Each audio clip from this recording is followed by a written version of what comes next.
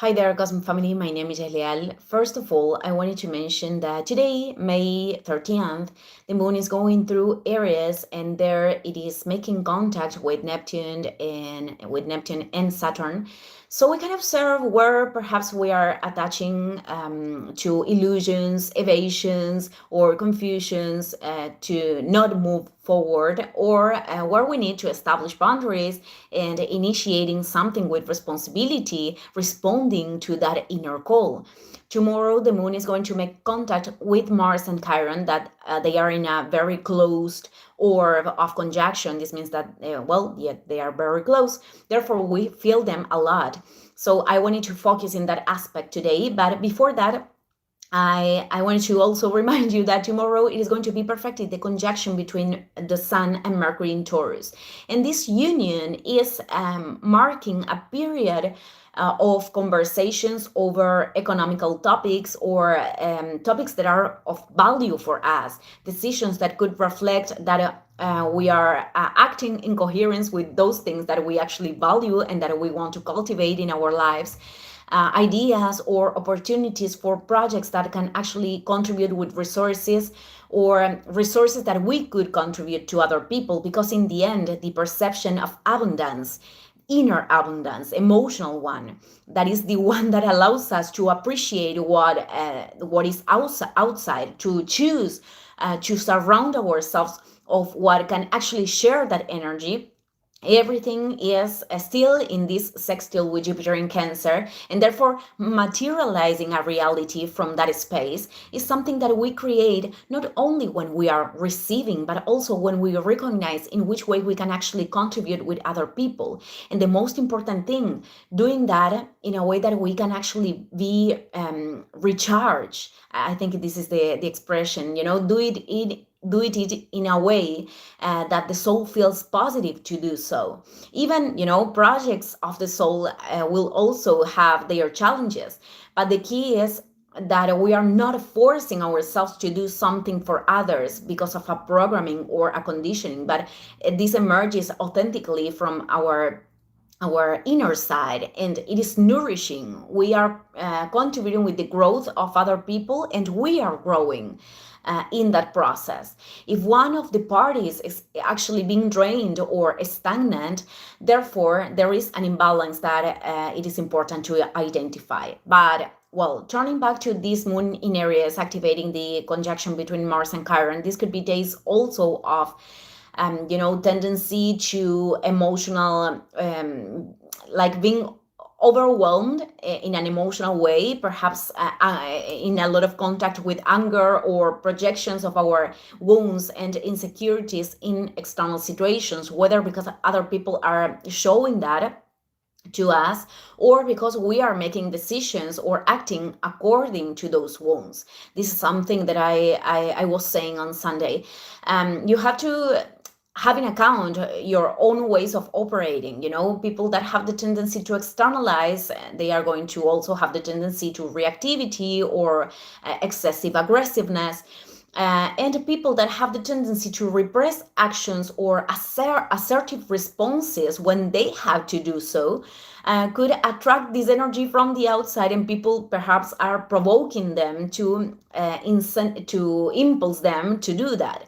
So also, both of them could be manifested. I saw this many times. People that are repressing themselves in certain areas, that are not establishing boundaries, that are not expressing disagreement with something they don't feel that is good, they could be in an excess in other situations that they shouldn't. And that's why I think that much of this aggressiveness is manifested in social media, because there are many people are projecting what they are what they are repressing in other areas, perhaps thinking that doesn't have consequences, but actually those are choices that are building a path.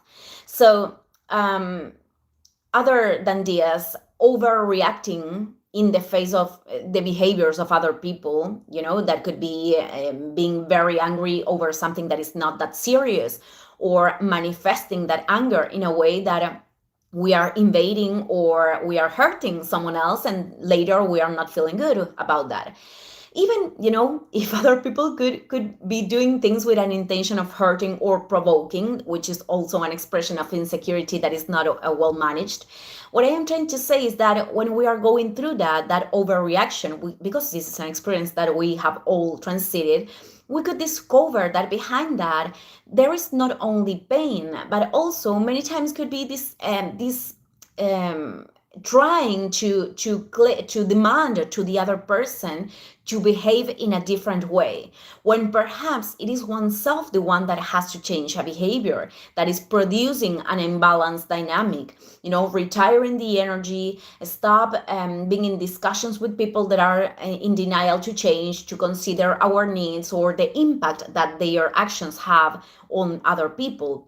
And if we are surrounded by someone in our environment that has that those kind of behaviors, selfish ones, they have something also to reflect us, because perhaps we are the ones that we are not seeing ourselves or giving the validation that we are demanding on the outside. So this conjunction invites us to make this discernment of when it is truly important to self-affirm and to face conflicts in an assertive way so we can move forward, and when confronting is actually losing energy and just wanting to be right.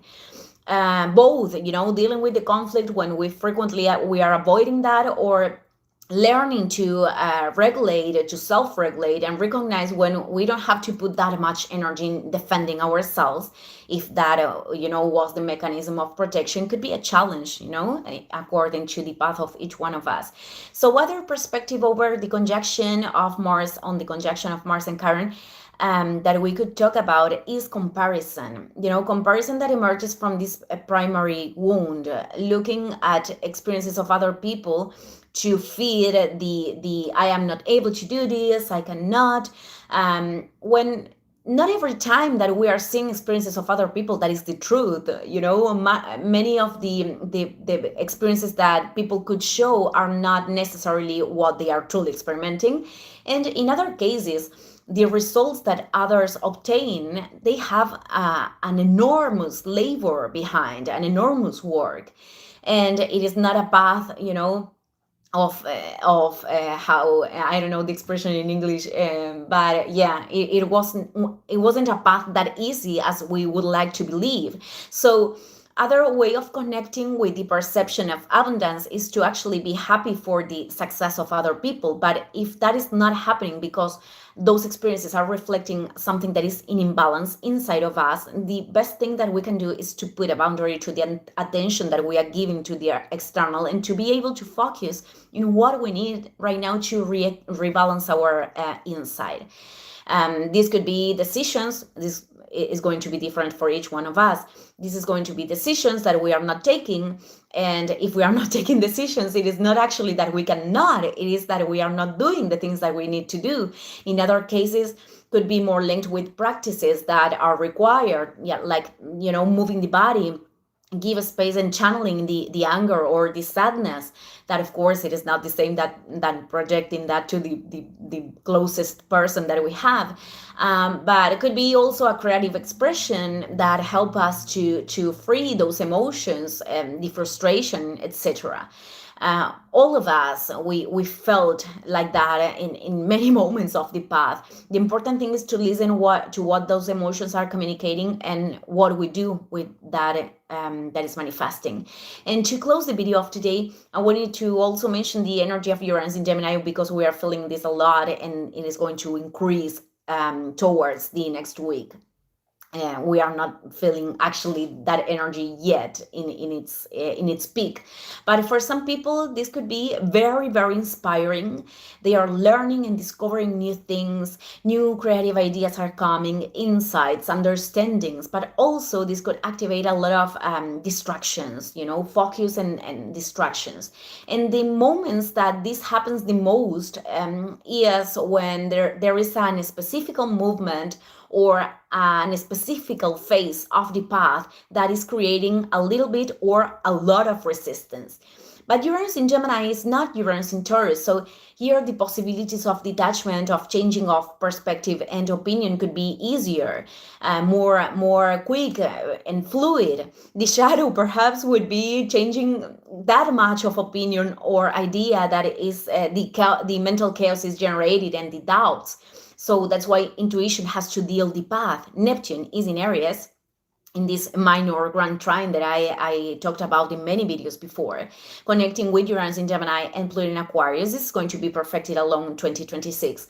And this deepening in the inner voice, when we are learning to listen to that, is that we can actually align the mind and transform or even destruct and disintegrate the forms of thought that are not contributing anymore. So I just wanted to leave this today. Thank you, everyone. See you in the next transmission.